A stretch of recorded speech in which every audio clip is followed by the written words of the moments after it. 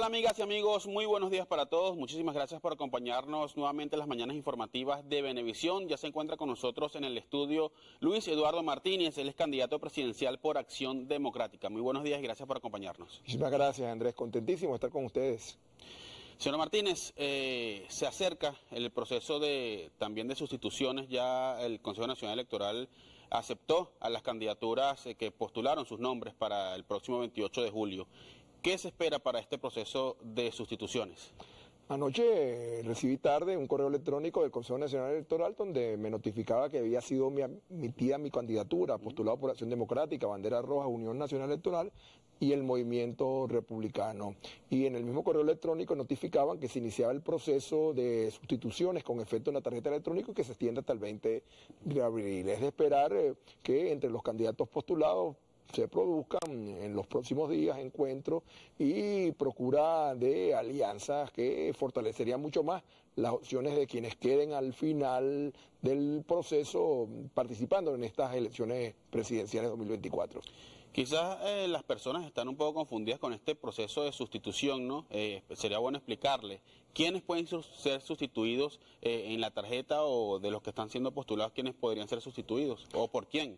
Voceros autorizados del Consejo Nacional Electoral, recurriendo a un artículo bien preciso de la Ley de Procesos y Procedimientos Electorales, han explicado que las sustituciones solamente pueden ser entre aquellos que ya han sido previamente admitidos. Es decir, los que ayer recibimos la notificación de admitida nuestra candidatura, somos los que de alguna manera podemos reemplazar a alguno de los otros que decida retirarse. Cualquier incorporación distinta procede por la vía de la postulación y como el proceso se cerró, no hay absolutamente ninguna posibilidad que alguien distinto a los ya admitidos pueda concurrir a las elecciones del 28 de julio.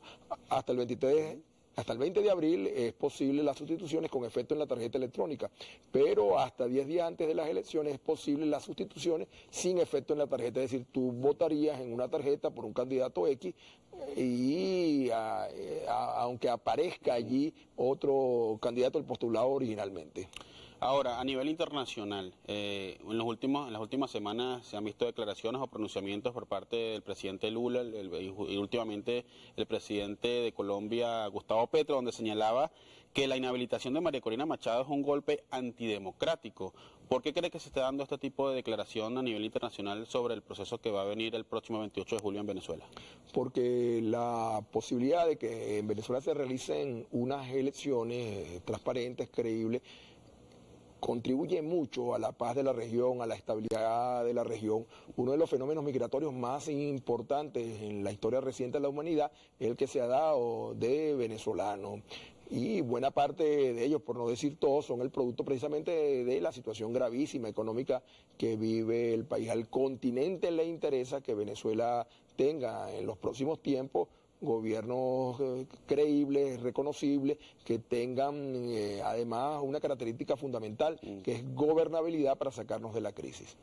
Ahora también señalaban, específicamente también el presidente Macron, criticaban que no se haya dejado inscribir a Corina Yoris, que sería la designada por María Corina Machado para sustituirla. ¿Usted cree que a Corina Yoris no la dejaron inscribir o qué cree que pasó precisamente en ese caso? No puedo especular sobre algo que no conozco en detalle. Lo que sí puedo decir como un concepto general que nosotros tenemos que hacer un esfuerzo para que todo aquel que tenga el deseo, las condiciones, las credenciales y cumpla con los requerimientos para participar en un proceso electoral, en este caso ya ha pasado el de las elecciones presidenciales, pero en el futuro las regionales y municipales, tiene que dejarse participar. Le hace un flaco servicio a la credibilidad de una elección el que algún ciudadano quede fuera por cualquiera que sea las razones que se inscriban. Es más, desde el punto de vista conceptual, yo estoy absolutamente en desacuerdo con las inhabilitaciones.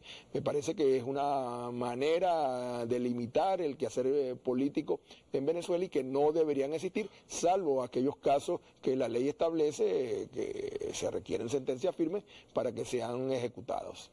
¿Usted creería que hay igualdad de condiciones para todos los participantes que quieran participar en esta elección presidencial del próximo 28 de julio? En todo caso, ya eso es una una situación que quedó atrás. En este momento hay un número de candidatos que se postularon, que cumplieron con los requisitos que el Consejo Nacional Electoral exigía y que ya están admitidos como tales. Creo que hay que manejar realidad, y la realidad ahí es que allí hay un grupo de venezolanos que están buscando el favor de las grandes mayorías nacionales, y hacia ellos hay que volcar la atención. Y fíjate que digo hacia ellos y no hacia mí, o sea, porque creo que los venezolanos tienen una gran responsabilidad, que primero salir a votar, tienen que votar, hay que votar porque es la manera de definir de forma pacífica esta disputa por el poder, pero luego entre aquellos que se presenten, seleccionar el que a su juicio reúna las mejores condiciones y además presenten las mejores propuestas. Distintos estudios de opinión señalan que el gobierno nacional tiene 80% de rechazo, mientras que también el Partido Socialista Unido de Venezuela, en vocería también de Diosdado Cabello, señalaban que están en un momento muy bueno en su historia. ¿Usted cree que el gobierno tenga ese porcentaje de rechazo? No. ¿O aprobación en tal caso? Creo que no, creo que el porcentaje de rechazo, no. Los estudios que he visto, el porcentaje de rechazo es todavía superior. O sea, este es el gobierno con mayor porcentaje de rechazo en la historia reciente de Venezuela. Hay, por las razones que sean, 82, 85, hasta 87%, dependiendo del estudio reciente, que manifiesta su rechazo a la gestión de gobierno. Hay estudios que muestran cómo partidos vinculados al oficialismo no llegan al 10% de aprobación. Así que en este momento lo que está planteado es que ese rechazo se convierta en voto. Si un elector decide quedarse en su casa por la razón que sea, en la práctica está votando porque esta dramática crisis continúe. La única manera de resolver la situación que hoy vivimos, esta tragedia, es votando. El 16 de abril culmina la jornada especial de registro también y de actualización de datos.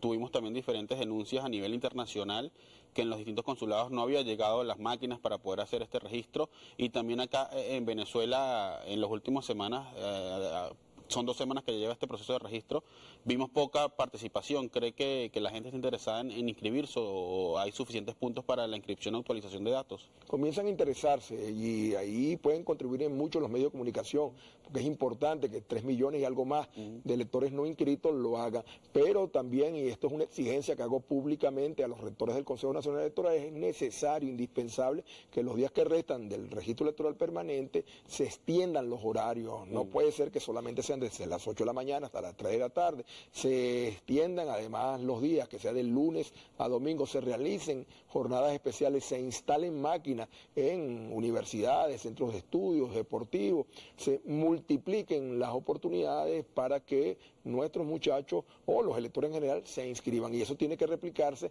en el extranjero. Es necesario hacer un gran esfuerzo para que los no inscritos, pero también los que tienen que reubicarse o actualizar sus datos, acudan a los centros del registro electoral permanente. Allí quiero insistir en un tema, y se lo he hecho saber a algunos de los rectores principales y suplentes.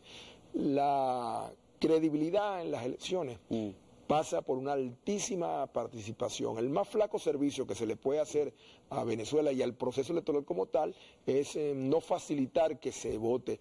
Centros de votación vacíos. El día 28 de julio van a introducir en Venezuela elementos de altísimo riesgo, porque hay que insistir que solo pacífica y electoralmente debemos resolver nuestro dilema por el poder, nuestra diferencia y nuestra voluntad de que se produzca un cambio en el país.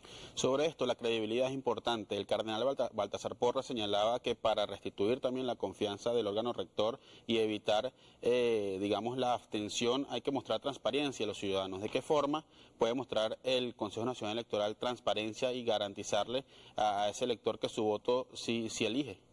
Hay un proceso de auditorías que ya están establecidas en el cronograma. Los partidos políticos que tienen candidatos postulados tienen derecho a presenciar la auditoría, eso es importante. Pero yo quiero decir algo que no me cansaré de repetir. La principal responsable que el proceso sea absolutamente transparente, que cada voto depositado se transforme en un voto escrutado, es la representación de los partidos políticos que postulan candidatos. Tenemos que hacer un gran esfuerzo para que en cada mesa de votación haya un testigo, que en cada uno de los 30.000 centros de votación, en cada una de las mesas existentes, esté una representación de la oposición. Yo quiero aquí hacer un planteamiento concreto, dirigido al liderazgo opositor venezolano.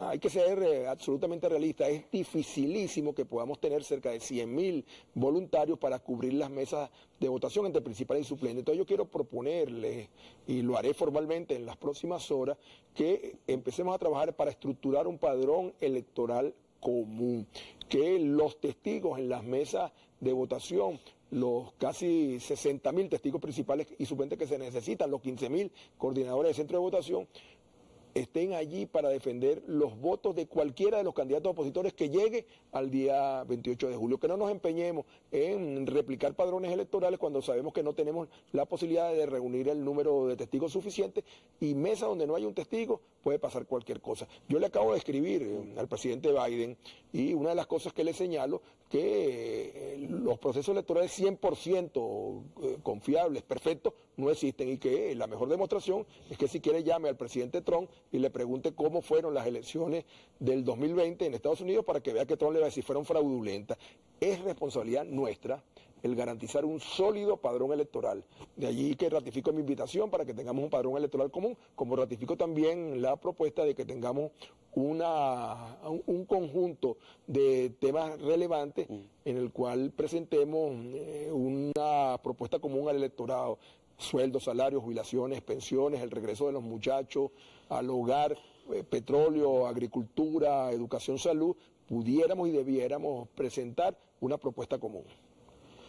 Ahora, diputado, distintos actores han estado presentando programas de gobierno desde su punto de vista, o ¿cuáles serían los puntos más importantes del programa que usted va a presentar a los venezolanos, me imagino que en los próximos días? Bueno, ya presentamos al Consejo Nacional Electoral el programa porque era obligatorio para inscribirse. Para nosotros lo más importante es la recuperación de la economía, el generar las condiciones para que en Venezuela se produzca un milagro económico con inclusión social. Nuestras prioridades, que son 20, están establecidas en el programa que ya presentamos, apuntan a el mejoramiento de sueldos, salarios, jubilaciones y pensiones, a la facilitación para que los millones de venezolanos que están en el extranjero regresen, a convertir la educación y la salud en elementos prioritarios, el hacer de la industria petrolera, minera y gasífera herramientas para la generación de un crecimiento sostenido del Producto Interno Bruto, el asegurar la preservación del ambiente, privilegiar el apoyo a la mujer, a los más jóvenes y a los pueblos